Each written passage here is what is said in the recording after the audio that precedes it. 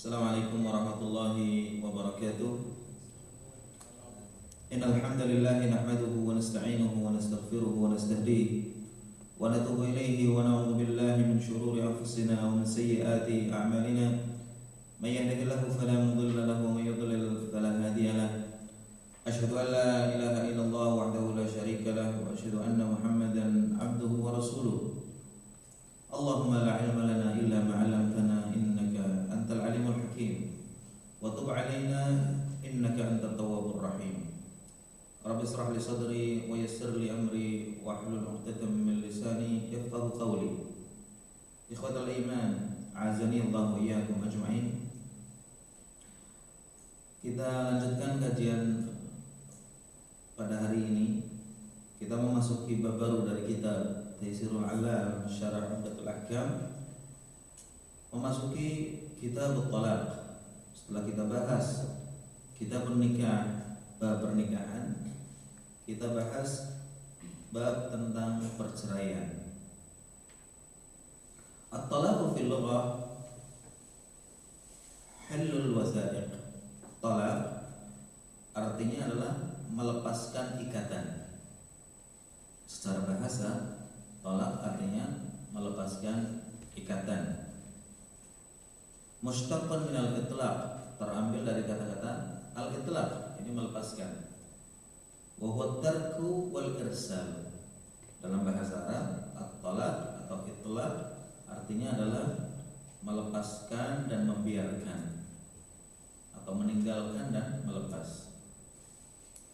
Dalam istilah syariah, talaq artinya hillu 'uqdatin nikah, melepaskan ikatan pernikahan, di mana seorang suami istri terikat dengan ikatan mulia, yaitu ikatan pernikahan atau aqduz zawaj. Ketika ada masalah, ketika ada problem yang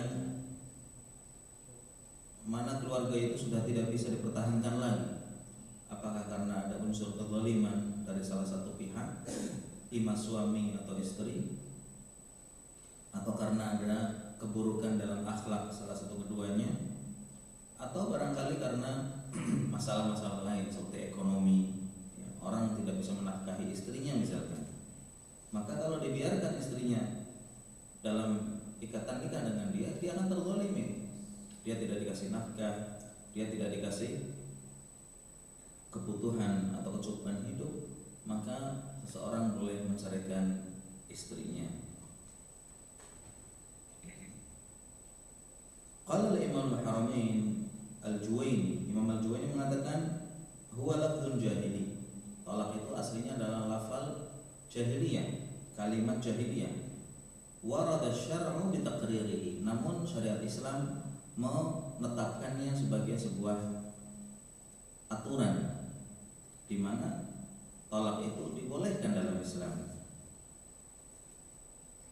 Talak ini ditetapkan dalam Alkitab, Al-Quran, dalam sunnah Nabi, dan ijma serta qiyas yang sahih.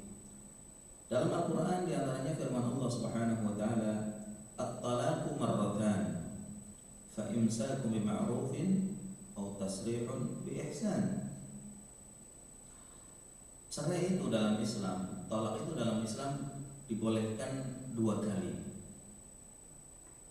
Ya.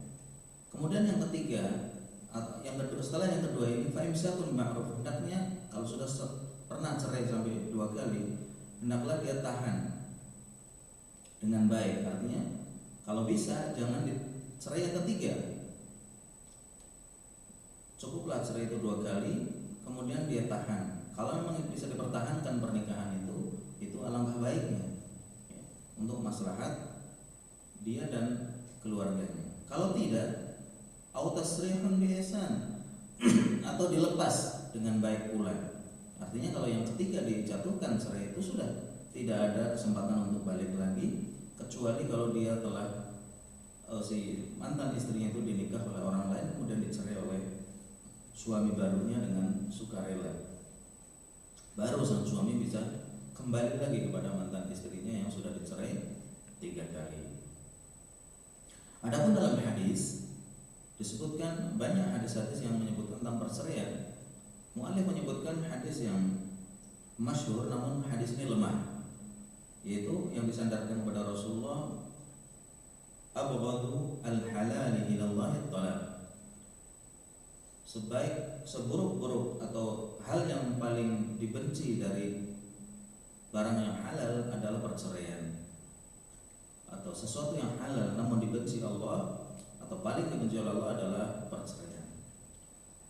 Hadis ini dikatakan dhaif, ya, sebagaimana yang didhaifkan oleh Syekh Al-Albani dalam kitab Irwa Al-Ghalil. Ya.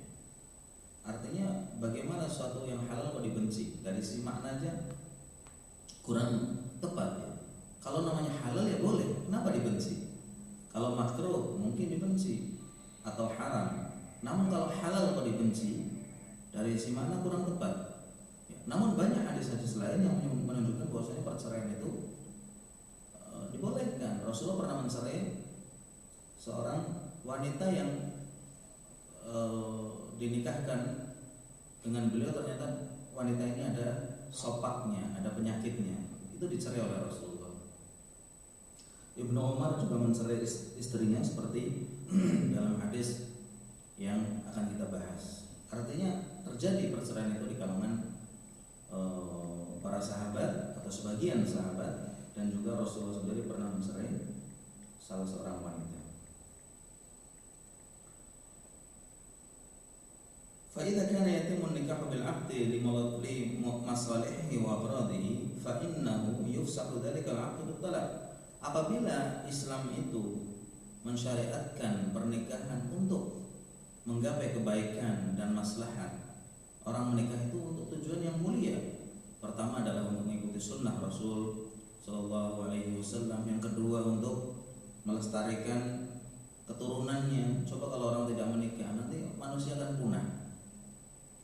Kemudian juga untuk menyalurkan nafsu biologisnya. Laki-laki butuh pemuasan nafsunya, perempuan juga sama ya.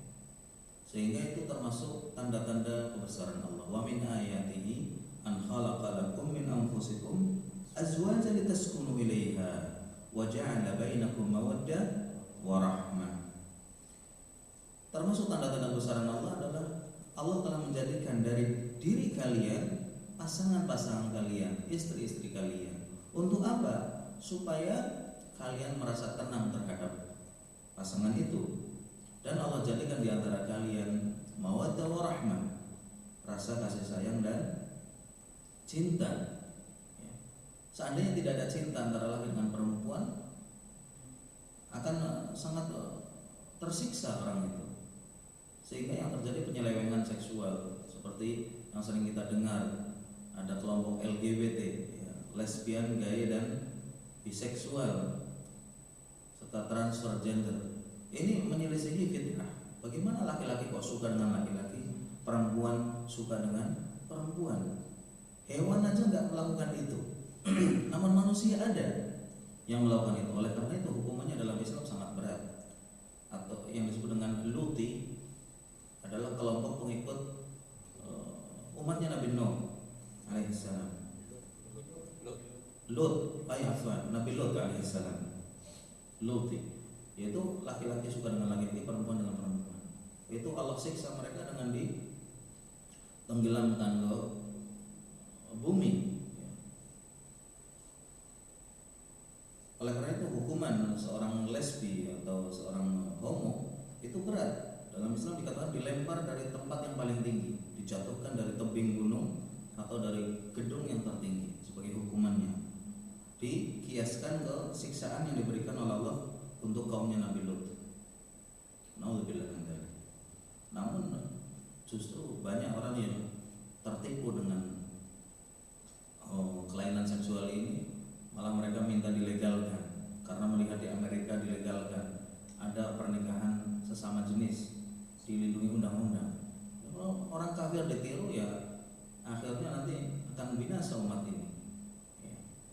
Makanya Rasulullah SAW benar ketika beliau bersabda, la tattabi'anna sanana man kana qablakum shibran bi shibrin wa dhira'an bi dhira'in. Sungguh kalian akan mengikuti kebiasaan dan ajaran umat-umat sebelum kalian, satu hasta demi satu hasta, sejengkal demi sejengkal.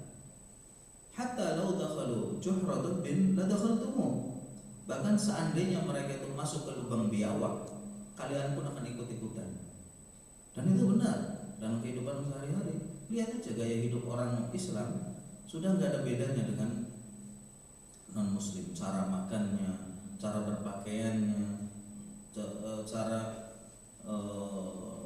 gaya hidupnya secara umum, potongan rambutnya, dandanannya, bahkan akhlak yang tercela seperti homo dan lesbi pun diikuti. Dan itu penyakit yang bahaya dan menular. Kalau orang bergaul dengan mereka, itu bisa tertular dengan gaya mereka dan lama-lama seperti mereka. Naudzubillah min dzalik. Perceraian disyariatkan dan dibolehkan untuk mengatasi hal yang memang kalau dibiarkan akan terjadi kemadaratan yang lebih. Ketika sang suami misalkan zalim terhadap istrinya dianiaya, dipukulin, dimaki-maki, dijelek-jelekan, kok Islam nggak membolehkan untuk cerai, maka yang terjadi kezaliman yang mungkin seperti jahanam, seperti merasa wanita ini hidup di neraka, karena setiap hari yang ada adalah ketakutan, disakiti dan seterusnya. Islam membolehkan ketika sudah kondisi tidak memungkinkan untuk dipertahankan, kondisi pernikahan itu tidak bisa dipertahankan, itu boleh dilepas. Tidak seperti agama-agama lain, seperti Kristen. Yang kita tahu dalam agama Kristen tidak ada perceraian. Kalau sudah nikah ya selama-lamanya pasangan itu. Sekalipun yang laki selingkuh, perempuan selingkuh nggak masalah, tapi statusnya tetap suami istri. Jadi nggak ada perceraian dan nggak boleh adanya perceraian. Atau di agama yang lain.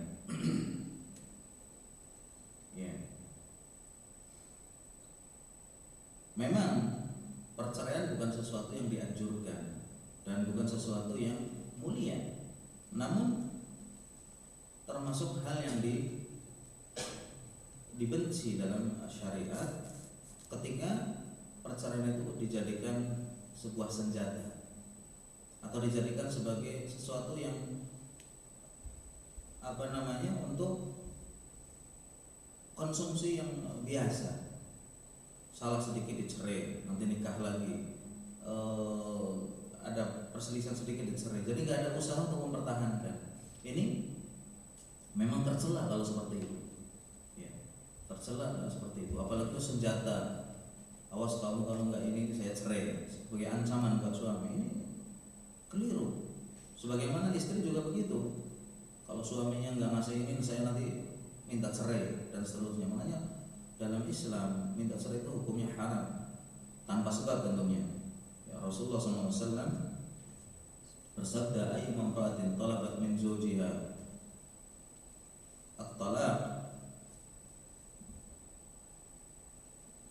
min ghairi 'udhrin falam yarih raihatal jannah." Atau kama qala Rasulullah SAW.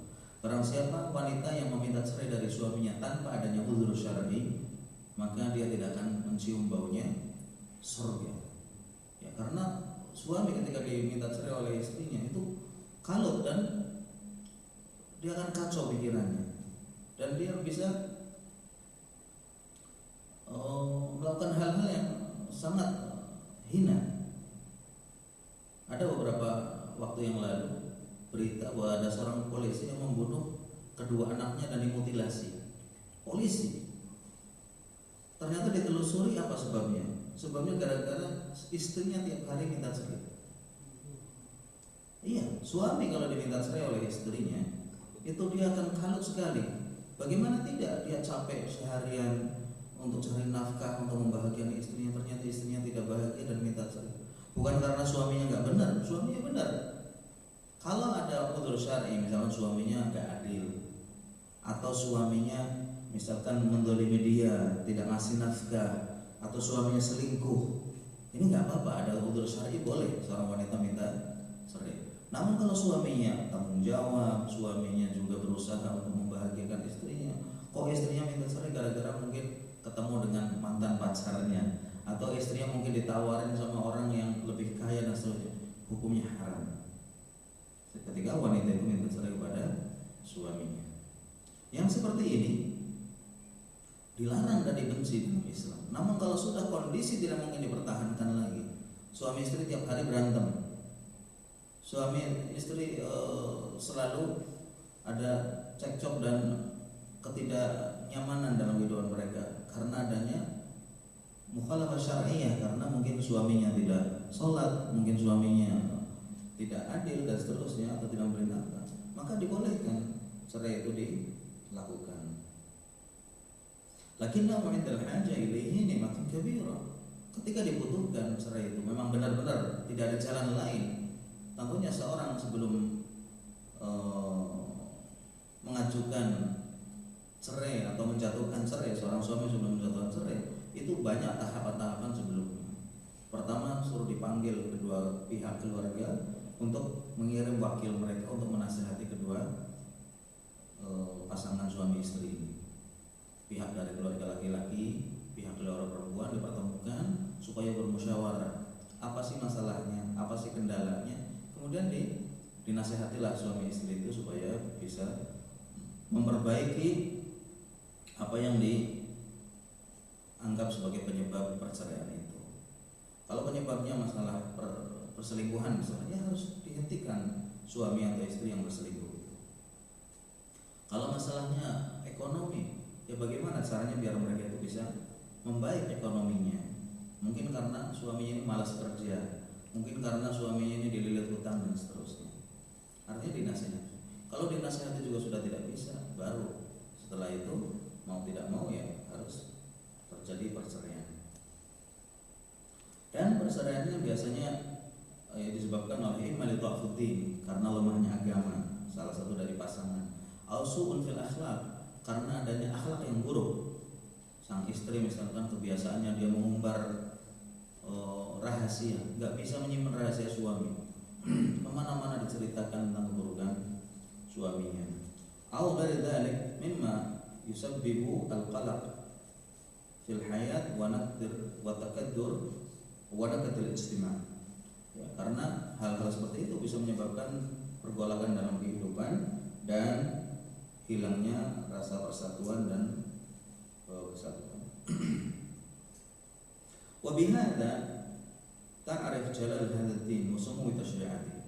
Dengan adanya syariat cerai ini kita tahu tentang kemuliaan agama Islam ini dan ketinggian syariatnya. Wa annaha al-muwafiqah lil aqli sahih, dan syariat Islam ini sesuai dengan akal yang sehat dan fitrah yang suci. Adanya perceraian itu masuk akal.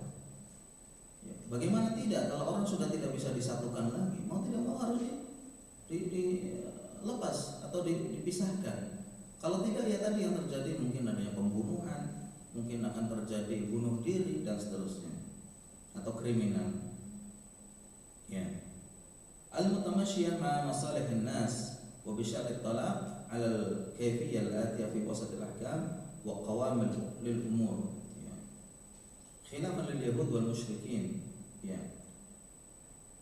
Dengan adanya syariat cerai ini, maka hukum-hukum ini akan sejalan dengan fitrah manusia, sesuai dengan akal manusia, dan hukum ini menjadi wasat, tengah-tengah, tidak ekstrim. Khilafan lil yahud wal musyrikin, beda dengan kebiasaan orang-orang Yahudi yang atau syariat Yahudi yang mengharamkan perceraian, atau sebagian orang-orang musyrik yang tidak membolehkan perceraian. Atau alladzina yutalliqun wa yuraji'una bila 'addin wala hadd, atau mereka melakukan perceraian namun tanpa batas. Jadi mungkin setiap hari dicerai enggak apa-apa, sampai puluhan bahkan ratusan kali cerai. Ya, tanpa batas dan tanpa hitungan. Islam tidak. Karena ini sesuatu yang bahaya, sudah maksimal 3 kali. Kalau orang sampai cerai lebih dari 3 kali, berarti ini memang sudah tidak mungkin lagi dipertahankan. Kalau terjadi perceraian sekali, kemudian setelah itu dipikir-pikir, dia menyesal, kemudian balik, mungkin setelah itu dia akan berjalan baik lagi. Dan ini banyak terjadi. Orang yang pernah bercerai kemudian rukun kembali, bahkan kehidupannya sampai akhir dia bahagia. Kenapa? Karena perceraian itu sebagai pelajaran. Ibaratnya seperti obat pahit, pil pahit yang ditelan oleh pasangan suami istri. Oh ternyata cerai gak enak. Oh ternyata hidup menyendiri itu gak enak dan dan seterusnya. Sehingga itu buat pelajaran. Islam mengasih kesempatan sampai 2 kali. Kalau sudah sampai 3 kali kok masih suka cerai, ini alamat sudah tidak bisa dipertahankan lagi keluarga dan rumah tangga ini. Sudah berarti nggak cocok, cari pasangan lain yang lebih baik. Khilafan bin Nasara, bertentangan juga dengan orang-orang Nasrani yang tidak membolehkan cerai. Kalau Yahudi cerai semaunya, orang-orang Muslim juga demikian. Orang Kristen tidak membolehkan cerai. Kalau udah nikah sudah nggak ada perceraian. Fatakunu zawjah ghullan fi 'unuqi zawjiha wa illam tuwafiqhu. Sehingga istri itu menjadi belenggu di leher suaminya. Sudah kalau udah nikah nggak mungkin selamanya cerai. Ini dalam agama Kristen. Senang nggak senang, cinta nggak cinta, baik atau tidak, istri ini nggak boleh dicerai dalam agama Kristen. Au lam tuhaqqiq masalih an-nikah walidha ukhidat bihi walidha akhadat bihi Eropa wa Amerika lima ra'au masalihah wa manafi'. Oleh karena itu Eropa dan Amerika itu membolehkan adanya perceraian, padahal mereka negara kafir. Ya, perceraian itu dibolehkan karena apa? Karena memang ada maslahat dalam perceraian itu. Tidak seperti yang diyakini oleh orang Kristen, di mana kalau udah nikah itu nggak boleh cerai selamanya, sekalipun mereka mungkin hidup sendiri-sendiri. Terus yang terjadi apa? Ya perzinahan. Namanya orang sudah pisah, sementara dia hidupnya sendiri-sendiri. Ya nanti kalau ada yang cocok akan melakukan hubungan dengan orang tersebut, dan itu hukumnya zina di luar nikah. Dengan adanya cerai, masing-masing bisa memilih pasangan yang cocok. Tapi kalau nggak ada cerai bagaimana? Dia terus terikat dengan hubungan pernikahan yang sah. Ya ini jelas terjadi mudarat yang luar biasa. Oleh karena itu dalam dunia barat, dunia orang Kristen, namanya perselingkuhan itu boleh dikatakan sesuatu yang sangat biasa. Ya, sesuatu yang sangat biasa. Namun juga tidak boleh pernikahan itu untuk main-main. Kita sering melihat terutama di kelompok artis atau infotainment ya, yang namanya nikah cerai itu udah biasa sekali. Baru nikah berapa, dan anehnya lagi nikahnya di Mekah. Nikahnya di Mekah ya banyak umroh untuk nikah. Beberapa bulan setelah itu cerai, dan itu banyak. Ya, karena Allah mungkin mereka untuk pamer juga ya, untuk ria. Oh nikahnya di Mekah sekalian umroh. Namun sayangnya setelah baru beberapa bulan udah terjadi perceraian. Itu satu yang biasa, dan kebiasaan orang-orang Yahudi. Walaqad hadha din wa tashra'atuhu as-sam'a ila an-nas kama hiya ba'idatun an kadhibil muftarin wa khurafatil mutanatti'in la akhadha bihi kullu mansib. Seandainya agama Islam ini disajikan kepada orang di penduduk dunia ini dengan apa adanya, dengan sesuai dengan syariat yang benar, jauh dari kedustaan dan kebohongan serta khurafat, niscaya orang-orang yang memiliki akal sehat dan memiliki hati yang suci, mereka akan menerima Islam itu dengan sempurna dan cepat. Wala asbahat din wa nizamul 'am, dan niscaya agama Islam ini menjadi peraturan yang universal. Wa tahaqqaqat risalatuhul 'ammah, dan risalah Islam ini akan terrealisasi dalam kehidupan manusia. Seandainya Islam ini disajikan dengan baik, tidak disajikan dengan kebohongan. Karena banyak orang Barat taunya Islam itu tukang bom, taunya Islam itu kumuh dan kotor, taunya Islam itu adalah koruptor dan sebagainya, sehingga mereka nggak tertarik dengan Islam. Seandainya Islam disampaikan dengan baik, dengan santun, dengan apa adanya, tanpa kebohongan, saya banyak orang masuk Islam dengan sukarela. Seperti kasus dulu ya, kita ingat kasus 11 September, pengeboman atau hancurnya gedung WTC ya, yang ditabrak pesawat itu. Itu banyak orang setelah itu membaca apa sih Islam, apakah Islam seperti itu teroris atau yang lain. Ternyata mereka banyak mendapatkan informasi yang benar tentang Islam, dan banyak yang masuk Islam setelah membaca hakikat Islam yang nyata. Kenapa banyak orang Barat benci sama Islam? Karena Islam itu digambarkan kasar ya, tukang bunuh, mereka perang saudara, para koruptor juga Muslim, ya, kotor-kotor dan dekil dan seterusnya, sehingga mereka jijik melihat Islam.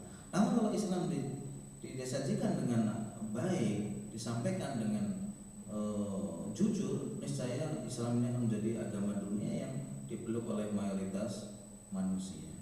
Ini tentang syariat yang mulia ini, syariat Islam yang diantara syariat ini yang mulia ini adalah dibolehkannya adanya perceraian. Baik, kita masuk ke hadis-hadis terkait dengan perceraian ini. Yang pertama adalah hadis 313 An Abdullah bin Umar radhiyallahu anhuma annahu talaqa imra'atahu wa hiya haid. Fadzakara dzalika Umar li Rasulillah sallallahu alaihi wasallam fataghayyadha minhu Rasulullah sallallahu alaihi wasallam thumma qala liyuraji'ha thumma yumsikha hatta tadhhur thumma tahid fatadhhur fa idza bada lahu an yutalliqaha qabla an yamassaha fatilka al-'iddatu kama amara Allah azza wa jalla. Wa fi lafdhin hatta tahida haidatan mustaqbala siwa haidatiha allati talaqaha fiha. Rawahu Muslim. Dari Abdullah bin Umar radhiyallahu anhu bahwasanya dia menceraikan istrinya. Abdullah bin Umar radhiyallahu anhu seorang sahabat mulia dan terkemuka. Beliau pernah mencerai istrinya. Ya, tentunya ada masalah dan bukan suatu aib kalau ada orang soleh, ada orang baik, terus keluarganya bermasalah. Itu bukan suatu yang aib. Karena itu terjadi pada diri sahabat seperti Abdullah bin Umar, seorang sahabat mulia. Ya. Itu mencerai istrinya, berarti ada masalah, ada problem dalam rumah tangga beliau. Tidak disebutkan apa masalahnya, yang jelas cerai nggak mungkin terjadi kecuali timbul dari masalah. Fadzakara dzalika Umar li Rasulullah sallallahu alaihi wasallam, ketika bapaknya melihat anaknya ini mencerai menantunya, namun dicerai sedang kondisi berhaid, jadi istrinya lagi haid dicerai. Maka Umar bin Khattab tanya ke Rasul dan melapor. Beliau belum tahu hukumnya. Ya. Setelah disebutkan bahwasanya Abdullah bin Umar mencerai istrinya ketika sedang haid, Rasulullah marah. Kemudian Rasulullah bersabda kepada Umar, liyuraji'ha, dalam riwayat lain murhu liyuraji'ha, perintahkan anakmu Abdullah untuk merujuk istrinya. Tsumma yumsikha, kemudian tahan dia hatta tadhur, sampai haidnya suci. Jadi dia mencerai istrinya lagi haid. Rasulullah marah, kenapa dicerai lagi haid? Ini nggak boleh. Suruh dirujuk kembali dan dia tahan sampai suci. Tsumma tahidu fatadhur, setelah suci maka biarkan sampai haid lagi, kemudian suci lagi. Fa in badalahu an yutalliqaha qabla an yamassaha, kalau dia mau menceraikannya nanti ketika sudah suci, sebelum dia gauli, fatilkal iddah, itulah masa seperti yang diperintahkan Allah Subhanahu wa taala. Jadi kalau orang mencerai istrinya sedang haid, ini enggak boleh. Hukumnya haram dan itu nikah cerai yang bid'ah. Kapan seorang boleh mencerai istrinya? Pertama, boleh mencerai istrinya ketika istrinya itu sedang kondisi suci, kondisi tidak haid. Ini yang pertama. Yang kedua, suci ini belum digauli. Jadi ketika istrinya lagi suci, itu kalau mau mencerai istrinya jangan digauli, baru dicerai. Tidak boleh malamnya digauli, siangnya dicerai. Ini nggak boleh. Kenapa? Karena pertama, kemungkinan dari pergaulan itu akan ada hamil. Istrinya mungkin hamil. Ya. Maka cerailah ketika suci yang belum qabla an yamassaha, sebelum dia menggaulinya. Fatilkal iddah, itulah waktu di mana Allah memerintahkan atau mengizinkan seseorang itu untuk mencerai istrinya. Ya. Dalam riwayat lain, hatta tahidu haidatan mustaqbalah, tahanlah istrinya itu sampai haid berikutnya. Siwa haidatiha allati talaqa fiha, selain haid yang dia cerai sebelumnya. Artinya haid yang pertama ini enggak dihitung. Dia suci, ya, kemudian setelah itu haid. Karena kalau belum haid, mungkin di tengah-tengah suci ini dia bergaul dan mungkin hamil. Ya. Makanya ditunggu sampai haid. Kalau haid berarti pertanda dia itu tidak hamil. Ya. Ada hadis kedua hadis ini diriwayatkan oleh Imam Bukhari dan Muslim. Riwayat yang kedua diriwayatkan oleh Imam Muslim saja. Wa fi lafdhin fa husibat min talaqiha wa raja'aha Abdullah kama amara Rasulullah sallallahu alaihi wasallam. Ya. Kemudian dalam riwayat lain disebutkan riwayat Muslim fa husibat min talaqiha, bahwa cerai yang pertama itu dianggap sebagai cerai yang sah. Memang itu bid'ah, artinya tidak boleh, namun dihitung itu sudah jatuh satu. Ya. Kemudian Abdullah bin Umar radhiyallahu anhu itu merujuknya. Namanya rujuk berarti sudah jatuh cerai itu, terhitung. Cerai yang dilakukan oleh Abdullah bin Umar ketika istrinya sedang haid itu dihitung satu, sekalipun itu cerai yang salah. Kenapa? Karena beliau merujuk. Namanya rujuk berarti sudah jatuh. Seandainya nggak jatuh tidak perlu merujuknya. Nah, al-ma'na al-ijmali talaqa Abdullah bin Umar imra'atahu wa hiya haid, fadzakara dzalika abuhu lin-nabi sallallahu alaihi wasallam fataghayyara ghadban haythu talaqaha talaqan muharrama lam yuwafiq as-sunnah. Adalah Abdullah bin Umar mencerai istrinya yang sedang haid, kemudian bapaknya Umar bin Khattab radhiyallahu anhu mengadukan itu kepada Rasulullah SAW. Kemudian Rasulullah marah karena cerai itu adalah cerai yang diharamkan, tidak sesuai dengan sunnah. Tsumma amarahu bi muraja'atiha wa imsakiha hatta tadhhur min tilkal haidhah. Kemudian Rasulullah menyuruh Abdullah bin Umar untuk merujuk istrinya sampai dia suci dari cerai yang tadi. Cerai yang dari haid yang pertama. Kemudian tahidu ukhra, ditunggu sampai cerai sampai haid berikutnya, tsumma tadhhuru minha, kemudian sampai dia suci lagi. Wa ba'da dzalik, setelah itu in badalahu talaquha wa lam yara fi nafsihi rabba fi baqaiha falyutalliqha qabla an yata'aha. Jadi haid yang pernah dicerai di tengah-tengahnya atau pada masa haid itu enggak dihitung. Haidnya enggak dihitung. Ditunggu suci kemudian haid lagi. Haid setelah itu baru. Kalau memang mau mencerai, maka cerailah setelah dia suci dan belum digauli. Suci yang belum digauli. Itulah haid atau waktu haid yang dibolehkan oleh Allah Subhanahu wa taala. Ma anna talaq fil haid muharram laysa 'ala sunnah faqad husibat 'ala alaihi tilka talqah. Sekalipun haid yang cerai yang dilakukan ketika istrinya sedang haid itu haram dan tidak sesuai dengan sunnah, namun cerai itu tetap dihitung jatuh satu, ya. Oleh karena itu Rasulullah menyuruh untuk merujuknya. Famtathala radhiyallahu anhu amra nabiyhi. Maka Abdullah bin Umar radhiyallahu anhu mengikuti perintah Rasulullah SAW, kemudian dia merujuk istrinya. Baik, kita lihat kesimpulan yang diambil dari hadis ini. Yang pertama, tahrimu at-talaq fil haid. Haram hukumnya mencerai seorang istri yang sedang haid. Wa annahu min at-talaqil bid'i alladhi laysa 'ala amri syari'. Dan kalau terjadi perceraian ketika istri sedang haid, itu adalah perceraian yang bid'ah, yang tidak sesuai dengan perintah Allah Subhanahu wa taala. Yang kedua, amruhu sallallahu alaihi wasallam Ibnu Umar bi muraja'atiha dalil 'ala wuqu'ihi.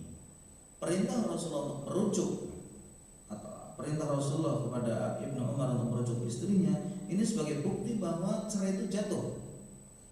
Cerai itu sah sekalipun dia keliru dan salah. Wa wajhatuhu anna raj'a la takun illa ba'da talaq. Kenapa disebutkan cerai ini sah? Karena tidak mungkin dikatakan rujuk kecuali setelah datangnya setelah terjadinya cerai. Wa yatil khilafu bidzalika insyaallah, sekalipun ada khilaf, ada perbedaan ulama. Apakah itu cerainya dihitung atau tidak? Wal amru bi muraja'atihi badal wujub, dan perintah untuk merujuk istrinya yang sedang haid itu menunjukkan bahwa hal itu wajib. Jadi perintah Rasulullah ini menunjukkan wajib, bukan sesuatu yang sunnah. Ya, kalau seandainya sunnah maka Abdullah bin Umar nggak merujuk pun nggak apa-apa. Namun Rasulullah menyuruh, bahkan beliau marah. Ini menunjukkan bahwa sesuatu yang wajib. Dan ini merupakan mazhab Abu Hanifah, Ahmad, Auza'i dan yang lainnya. Namun Imam Syafi'i mengatakan perintah Rasul itu bukan wajib namun sunnah. Demikian juga terriwayat dari Imam Ahmad rujuk itu sunnah karena nikah sendiri tidak wajib. Sebagaimana nikah tidak wajib, maka rujuk pun tidak wajib. Namun zahirnya Allah pendapat ini bertentangan dengan teks hadis. Teks hadis menyuruh Abdullah bin Umar untuk merujuk, ya zahirnya wajib.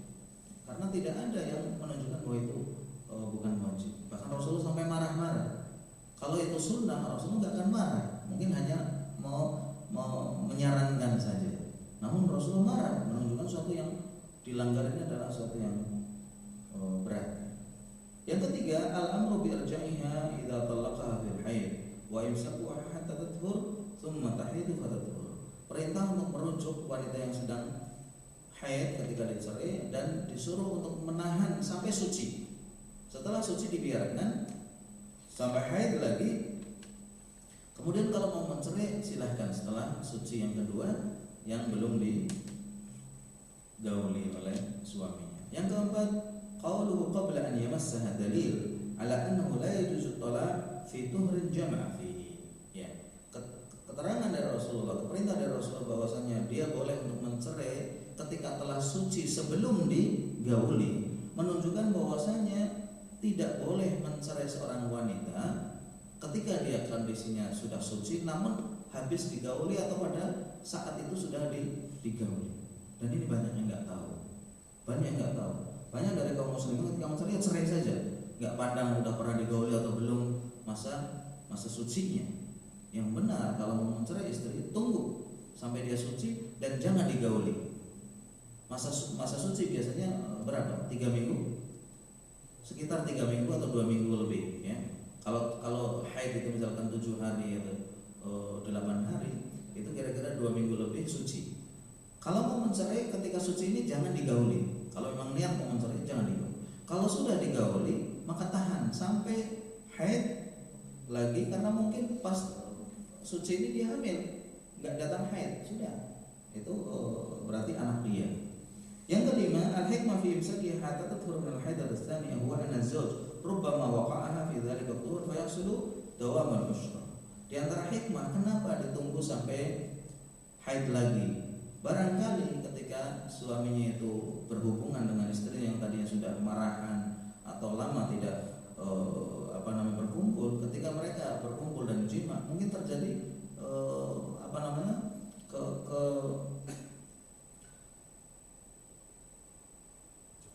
kecocokan lagi, ya, atau keselarasan lagi, dan cinta itu tumbuh kembali di antara mereka sehingga tidak terjadi perceraian. Walidha ja'a fi ba'd turuqil hadis fa idza taharat massa. Kalau nanti suci, dalam riwayat lain disebutkan hendaklah dia menggaulinya. Artinya pada suci yang setelah haid yang dia dicerai itu. Wa qala Ibnu Abdul Bar, ar-raj'ah la takadu tu'lamu sihhatuha illa bil liwat au bil wad'i afwan. Ar-raj'ah la takadu tu'lam sihhatuha illa bil wad'i. Namanya rujuk itu tidak diketahui kecuali dengan adanya persetubuhan. Kalau orang mengatakan kamu saya rujuk, namun dibiarkan begitu aja, ya, dari mana dia itu merujuk? Bukti kalau dia merujuk ya digauli istrinya. Ya, Abdullah bin Umar ketika merujuk istrinya yang sedang haid itu, dari mana bukti dia itu telah merujuk? Ya digauli. Kemudian setelah itu kalau memang mau mencerai nanti setelah haid lagi. Nah, saat digauli ini diharapkan kedua pasangan suami istri ini nanti bisa harmonis kembali dan akur kembali. Dan itu merupakan tujuan pernikahan, adanya kerukunan antara suami istri adalah tujuan dari pernikahan. Wa amal hikmah fil mani min talaqil haid fa khasyata tulul iddah. Adapun larangan kenapa orang lagi haid tidak boleh dicerai, karena dengan dicerainya masa haid akan tambah lama iddahnya. Jadi haid ini tidak kehitung, ya, iddahnya semakin lama. Wa amal hikmah fayandamu zawjan aw ahaduhuma, sehingga salah satu dari kedua suami istri itu akan merasa menyesal. Walau anima bil hamli la ahsana al ushra. Seandainya suaminya tahu istrinya sedang hamil, mungkin tidak akan dicerai. sehingga terjadi kerukunan kembali setelah mereka tidak suka. Wa kullu dzalika raj'un ila qoulihi ta'ala fatalliquhunna li'iddatihin. Allah berfirman, cerailah mereka pada masa-masa yang dibolehkan untuk bercerai, dan Allah Maha tahu tentang syariatnya, baik yang nampak maupun yang tersembunyi. Ini terkait dengan kenapa orang itu tidak boleh mencerai istrinya ketika dia sedang kondisi haid.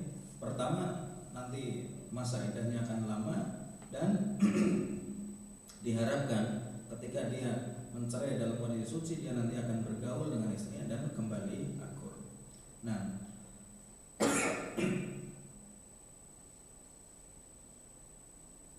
khilaful ulama seputar masalah ini, ulama berbeda pendapat tentang apakah cerai pada waktu haid itu jatuh atau tidak.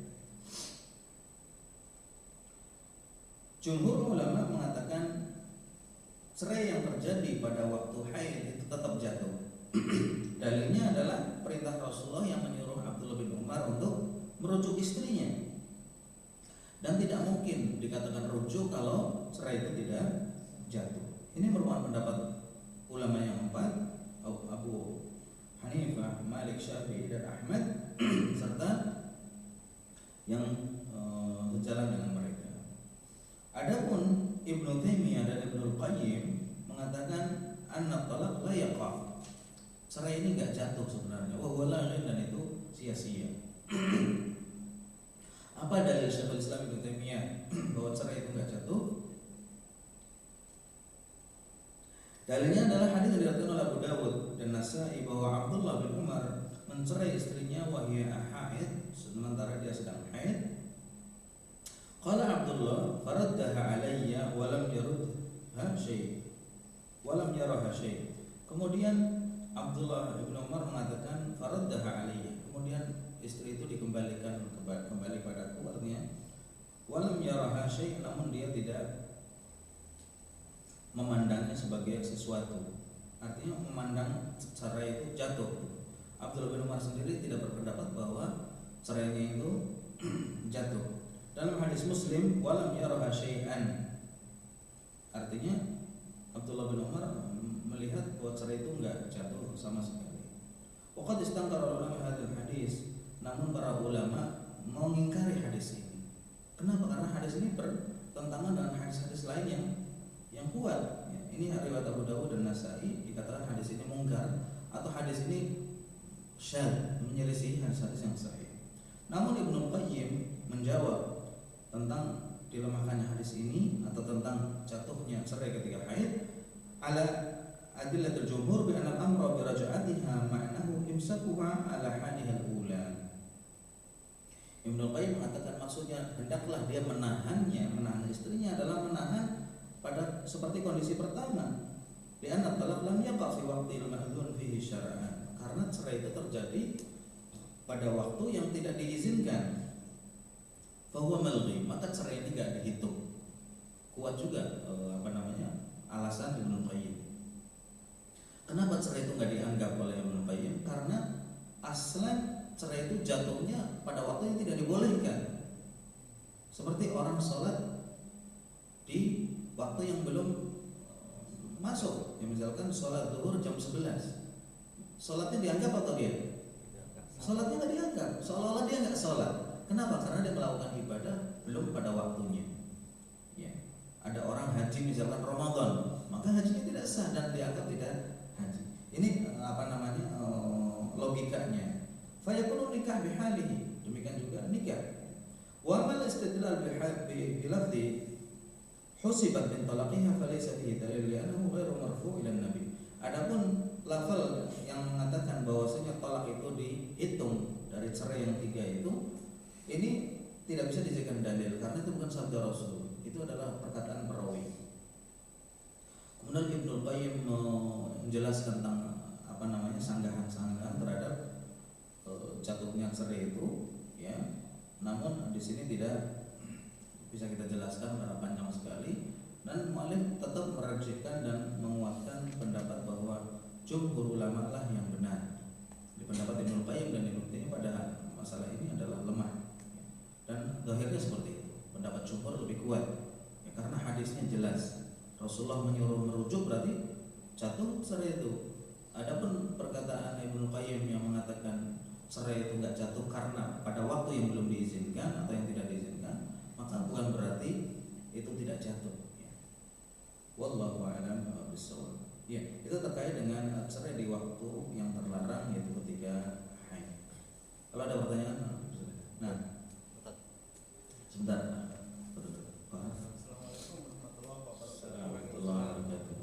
Misalkan ada istri yang telah melakukan perselingkuhan dan sampai dikehendaki oleh yang kuasa sampai keluar nasib cabang bayi ke alam dunia dari hasil selingkuh itu. Dari hasil perselingkuhan tersebut, kemudian mengaku dengan sendirinya kepada si suami. Terus kebijakan dari suami, si Hulam tersebut nggak apa-apa, nasabnya dinisbatkan kepada dia, tetapi istri tersebut diceraikan oleh si suami itu dengan tolak bain kubro misalkan. Nah, terus pertanyaannya, bagaimana nanti di hadapan yang kuasa karena si suami tersebut telah menisbatkan nasabnya dari hasil si Hulam tersebut, hasil dari luar nikah, di luar nikah, dan bagaimana suami tersebut apakah dibenarkan oleh syar'i karena telah dari pengakuan istri tersebut telah menjatuhkan tolak bain kubro, gitu kan? Pertama tentang mengaku anak yang bukan hasil dari hubungan dia, ini haram. Kalau memang benar-benar ya, kalau memang bisa dipastikan bahwa anak itu bukan anak dia, itu bisa dites dengan tes DNA sekarang ini. Tes DNA itu bisa ketahuan anak ini apakah anak dia atau anak laki-laki yang menghamili dia. Karena yang namanya selingkuhan kita nggak bisa pastiin atau itu anak selingkuhannya. Misalkan itu posisinya di sama-sama jauh tapi di luar kota, bukan. Ya, kalau bisa dipastikan seperti itu ya sudah. Berarti suami tidak ada campuran sama sekali. Suami ini tidak boleh mengaku dia sebagai anaknya. Mungkin dia mengaku untuk menutupi aib. Ya, ya kan? Tidak boleh menutupi aib sisi dari pergaulan. Nah, menutupi aib bukan caranya seperti itu. Ya. Pertama, mengaku anak yang bukan anaknya ini tidak boleh, haram hukumnya karena menisbatkan anak kepada dirinya yang bukan anaknya. Yang kedua, tentang masalah mencerai istrinya.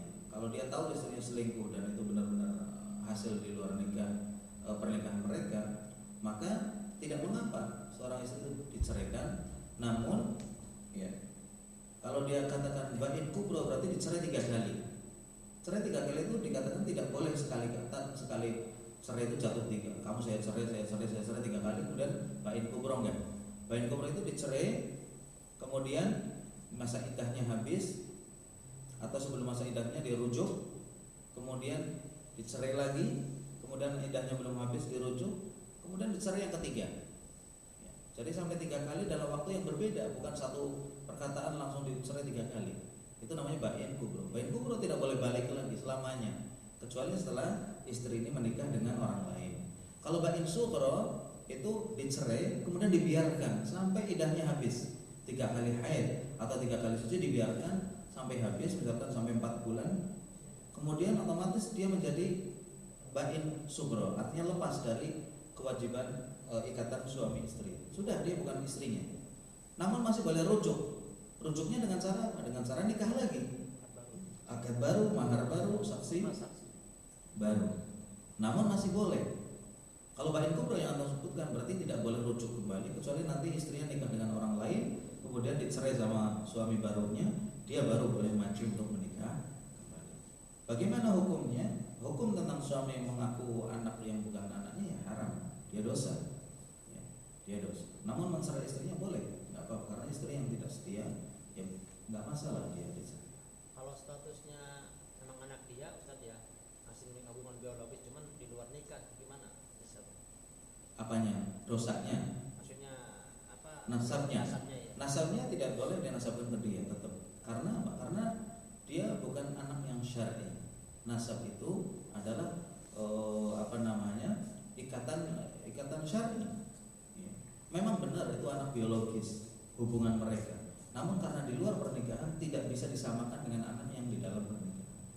Makanya sering disebut anak haram, padahal bukan anaknya yang haram, hubungan mereka yang haram. Terus bagaimana nanti kalau nikah, misalnya siapa yang jadi wali? Kalau perempuan ya, yang jadi wali hakim. Yang jadi wali adalah bukan Pak Hakim, wali hakim. Jadi pemerintah, dalam hal ini presiden atau raja atau khalifah atau sultan atau yang mewakili mereka yaitu KUA kalau di kita, atau ma'dun syar'i di sini. Nah, itu walinya. Itu kalau perempuan, kalau laki nggak masalah, dia nggak ada wali. Bagaimana dengan warisan? Nggak berhak dapat warisan karena bukan anaknya. Secara syar'i nggak punya hak. Terus bagaimana? Kasihan dong nggak punya warisan. Ya bisa dikasih hadiah kan? Dia nggak dapat warisan tapi bisa bapaknya beliin rumah, beliin mobil, tapi nggak dapat warisan. Hadiah boleh, nggak masalah. Dan orang tuanya kalau tadinya sampai hubungan sebelum nikah itu kan dosa. Kalau dia nantinya ngaji terus taubat, ya sudah, taubat Allah akan terima. Taubat itu tujuh maqablah. Taubat itu telah menutup semua kesalahan yang sebelumnya. Kan orang bisa aja salah kan, namanya nggak tahu, nggak pernah ngaji, nggak pernah tahu hukum, ikut-ikutan orang pacaran, akhirnya terjadilah kebobolan, kemudian baru setelah itu nikah. Artinya dia sudah hamil duluan sebelum nikah, dia dosanya dosa zina. Namun bagaimana kalau nanti dia taubatnya? Kalau namanya udah taubat, insya Allah diampuni. Namun status anak tetap tidak bisa berubah. Anaknya bukan anak dia. Ketika nikah misalnya, kalau anak perempuan, dia tidak boleh jadi wali, dan dia harus menerima dan sadar. Dia harus menerima akibat perbuatan dia. Kenapa dia nggak bisa jadi wali? Ya karena dia telah hubungan di luar sebelum halal. Warisannya pun tidak boleh diwarisi. Namun bagaimana kalau pengen ngasih ke anak? Boleh, silakan dikasih, tapi bukan dari warisan. Buahnya. Ketika ada suami atau istri meninggal, Nah, kemudian suami atau istri menikah yang kedua. Suami atau istri itu menikah dengan yang kedua. Kemudian itu sama-sama solehnya. Nanti yang keduanya siapa yang bersanding nanti di surga nanti? Dengan suami yang mana? Suami yang mana? Nah, ada beberapa riwayat yang Anda belum takkid ya, tapi dikatakan dia dengan yang terakhir, dalam beberapa riwayat. Namun Anda belum pastikan apa riwayat ini sahih atau tidak. Dan kalau memang si wanita ini ahli surga, zahirnya wallahu alam, namanya ahli surga akan diberikan apa yang dia inginkan. Kalau dia lebih cinta dengan yang pertama, mungkin akan disandingkan dengan yang pertama. Kalau dia lebih cinta dengan yang kedua, maka dengan yang kedua. Wallahu alam. Ini jawaban yang belum bisa Anda pastikan, tapi yang Anda ingat itu dia dengan yang terakhir. Kalau sama-sama soleh, sama-sama ketiga-tiganya masuk surga, maka apa tidak mungkin maksudnya nanti sama-sama solehnya disatukan jadi? Kalau laki-laki dua nggak mungkin. Enggak, maksudnya perempuan. Oh, kalau perempuan iya. Antum nanya perempuan atau laki? Iya, maksudnya misalkan dua-duanya kita membahas misalkan seperti kasusnya demikian, suami istrinya yang meninggal, kemudian si suami menikah lagi dengan istri yang kedua, sama-sama solehnya, apakah nanti si yang satu yang istri pertama dan yang keduanya bisa dikumpulkan? Dan nggak ada cemburu lagi. Kalau di dunia mungkin cemburunya setengah mati. Mungkin 4 sekalian. Hatta 4, hatta 5, hatta 6. Karena boleh orang memiliki istri sampai 6 asalkan tidak dalam satu waktu. Jadi misalkan yang 2 sudah meninggal, dia nambah lagi sampai 4, boleh. Atau yang 2 sudah dicerai misalkan, boleh 4. Artinya istri dia berarti 6. Gitu. Kalau suami berarti yang kalau suami nggak mungkin satu perempuan suaminya lebih dari satu kan? Nggak mungkin. Kalau suami sendirian istrinya banyak, nggak masalah. Bisa, laki-laki itu bisa membagi hati. Perempuan nggak bisa bagi-bagi. Nambah ya.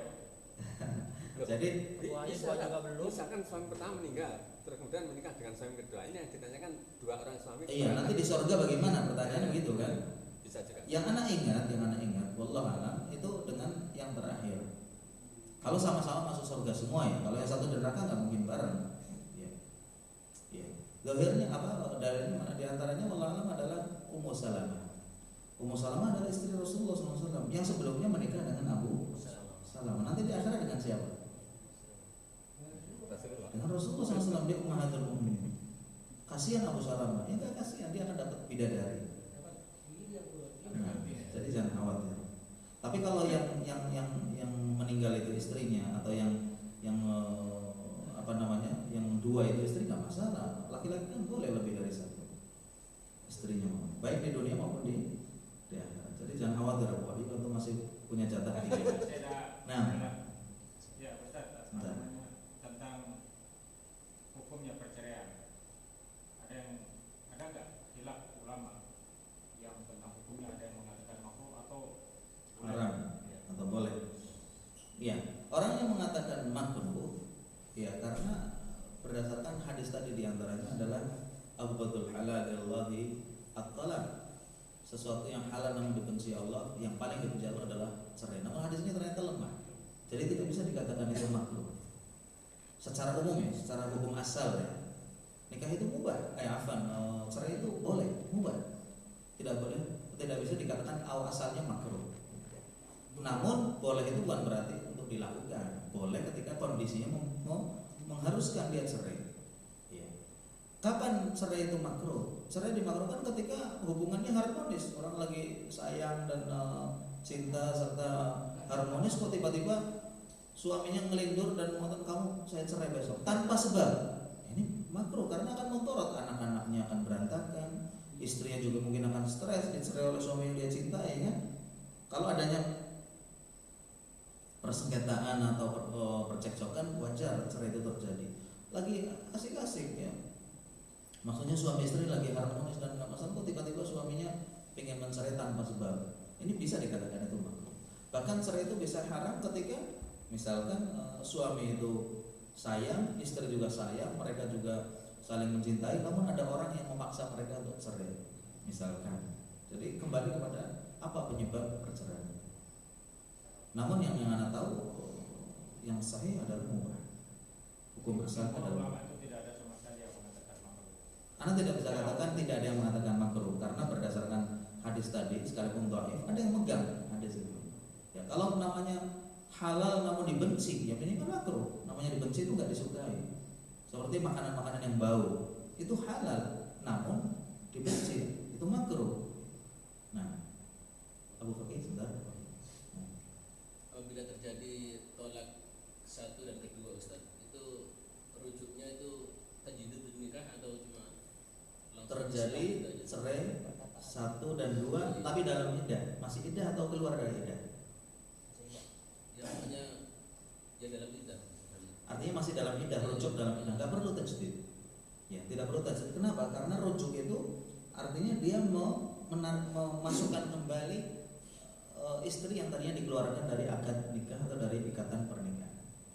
Ya, jadi rujuk dalam iddah itu ketika seorang wanita dicerai misalkan baru 2 kali haid.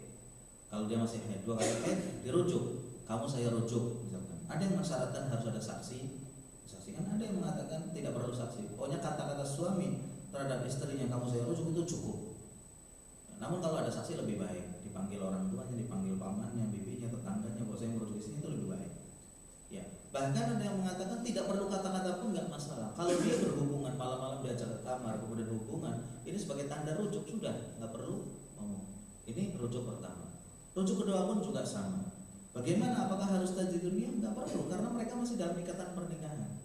Jadi orang yang dalam iddah itu seperti istrinya, tidak boleh dikeluarkan dari rumah, ya, tidak boleh diusir, ya, bahkan masih wajib dinafkahi karena masih status istri dia, dan tidak perlu pakai jilbab sekalipun sudah dicerai karena masih iddah itu seperti masih istrinya. Dengan harapan apa? Dengan tidak pakai jilbab dia dan nanti tertarik kembali dan rujuk kembali. Kenapa wajib dinafkahi? Karena statusnya masih seperti istri. Dia boleh digauli kapan aja. Namun ketika menggauli berarti dia rujuk. Gitu. Tidak perlu nikah kembali atau tajdidun nikah karena dia masih dalam ikatan pernikahan. Dan yang sering dilakukan juga, Anda dengar ya, Anda dengar banyak orang yang kalau sudah lama di luar negeri misalnya nanti pulang ada tajdidun nikah, itu nggak ada syariatnya tajdidun nikah. Iya, sebagian bangun nikah istilahnya ya, karena udah lama bertahun-tahun.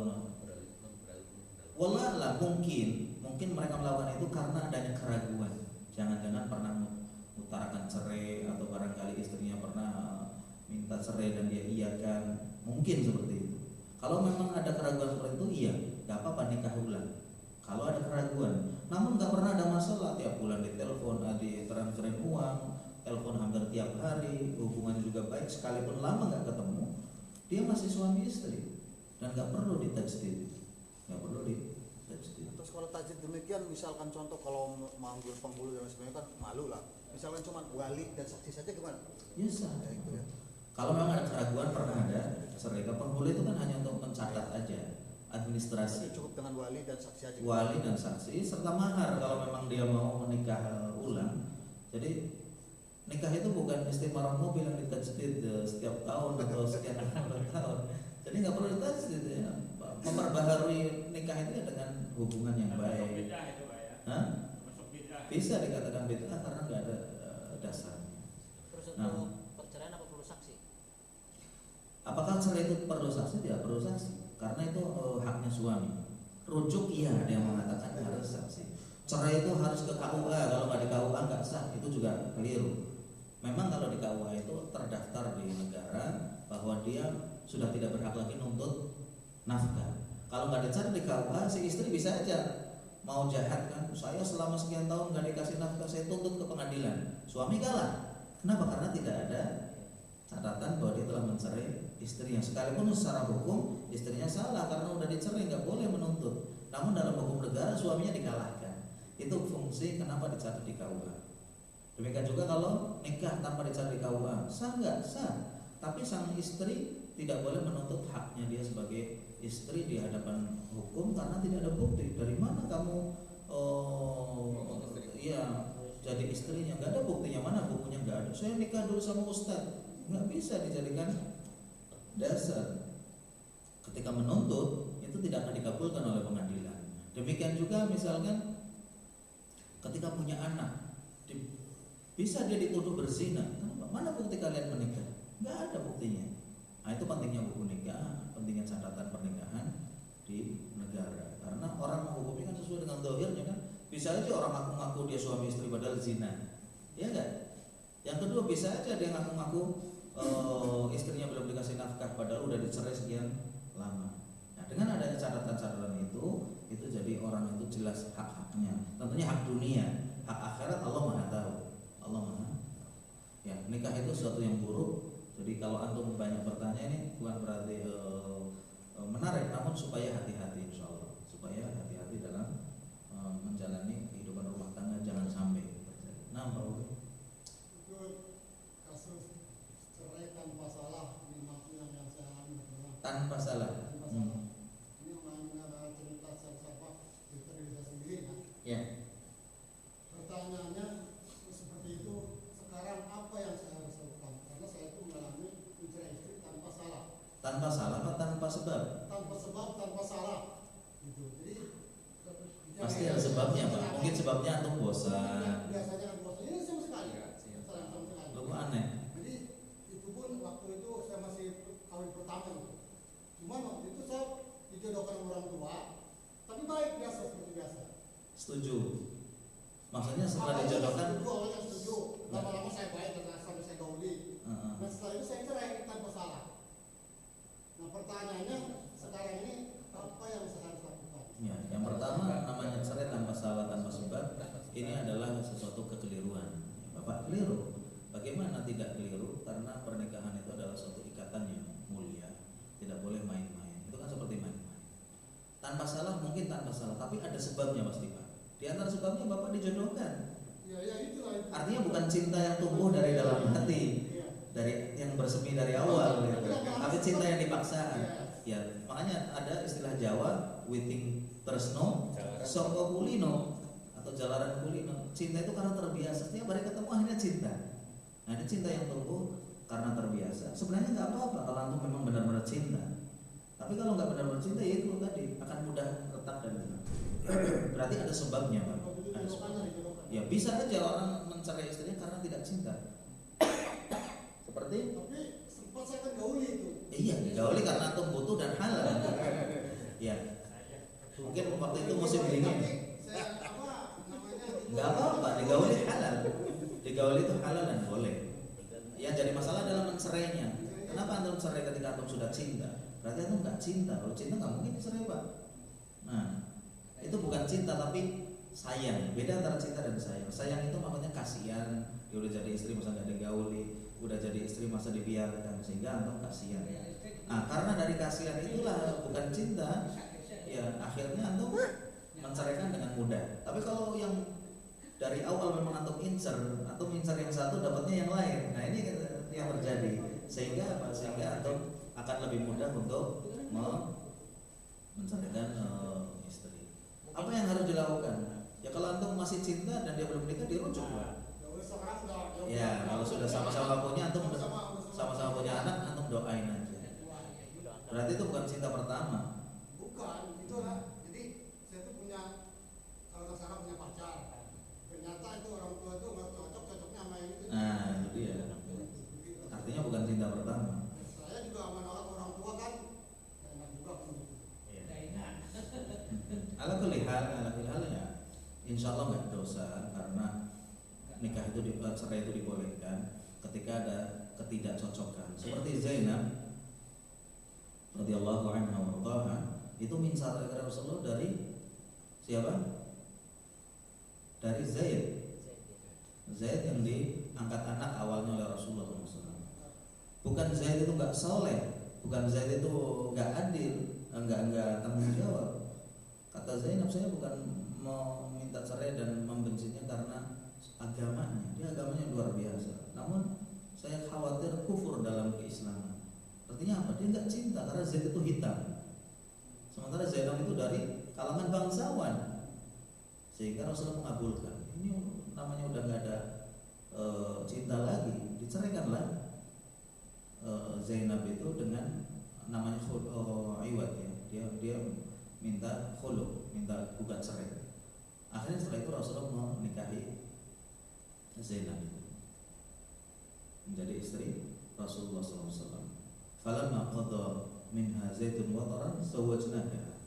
Setelah Zaid itu selesai dengan Zainab dengan iddahnya, maka kami nikahkan kau dengan Zainab. Akhirnya menjadi istri Rasulullah SAW. Artinya apa? Ini perceraian yang terjadi karena tidak cinta, atau tidak merasa tidak selevel. Boleh. Nah, apa yang harus dilakukan kalau antum merasa mendolimi dia? Doakan dia. Kalau perlu minta maaf ya minta maaf. Jangan datang nanti antum dimarahin sama suaminya. Kecuali kalau suaminya nggak masalah. Kalau masalah jangan. Nah, mungkin ada yang bertanya mana gitu. Seandainya kita jangan orang soleh misalnya meninggal. Antum apa bujang? Misalkan ada orang bujangan, misalkan ada yang orang bujang yang meninggal. Soleh keadaan soleh itu meninggal, insya Allah dapat bidadari. Insya Allah. Seandainya yang solehan perempuan meninggal, dapat bidadara. Iya, bidadara. Karena masing-masing ada pasangannya.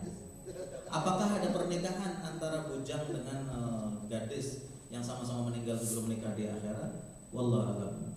Belum ada keterangan adanya nanti manusia yang soleh, bujang yang soleh kan menikahkan di surga dengan seorang akhwat yang solehah yang belum menikah, kemudian mereka dinikahkan di surga. Anda belum pernah dengar. Tapi pasangannya pasti ada. Gak mungkin gak punya pasangan. Karena kenikmatan surga, bagian kenikmatan itu adalah mendapat pasangan yang sangat menyenangkan. Ima dari bidadari atau mungkin dari kalangan manusia, Allah. Tapi untuk menikahkan mereka belum pernah dengar. Terakhir ada kejadian orang nanti kalau terakhir. Haid kok tapi hamil. Hah? Haid tapi kok hamil. Iya, ada. Kadang-kadang nggak terjadi. Nah, kalau seorang perempuan dicerai dalam keadaannya namun hamil. Iya, tapi hamil.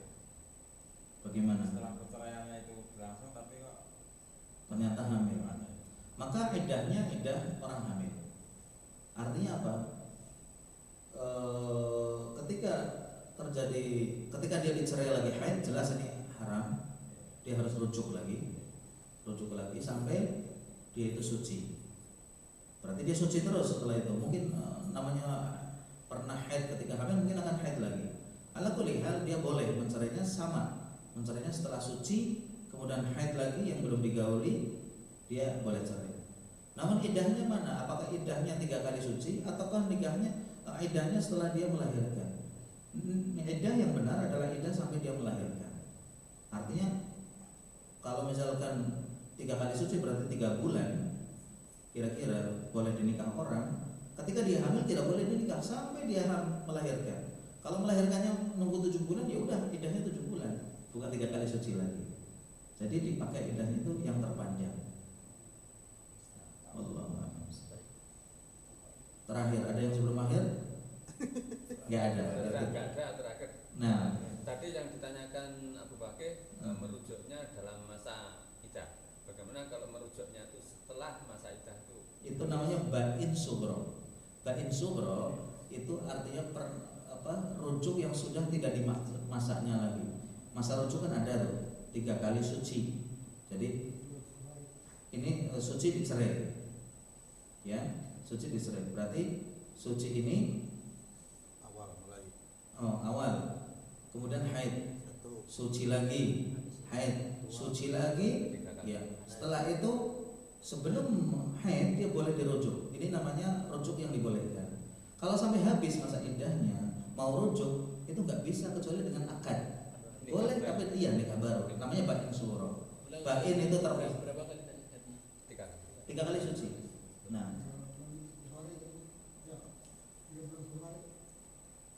apa? Enggak, suci tergantung sucinya itu berapa. Biasanya kira-kira 3 bulan kira-kira. Nah, kira-kira 3 bulan. Cukup? Baik, karena ini yang terakhir, kita akhiri dengan doa kafaratul majlis. Subhanakallahumma rabbana wa bihamdik asyhadu an la ilaha illa anta astaghfiruka wa atubu ilaik. Semoga Allah Subhanahu wa taala menjauhkan kita dari perceraian yang tidak baik ya, dan menjaga pernikahan kita semua. Amin Allahumma amin. Amin ya rabbal alamin. Terima kasih. Wassalamualaikum warahmatullahi wabarakatuh.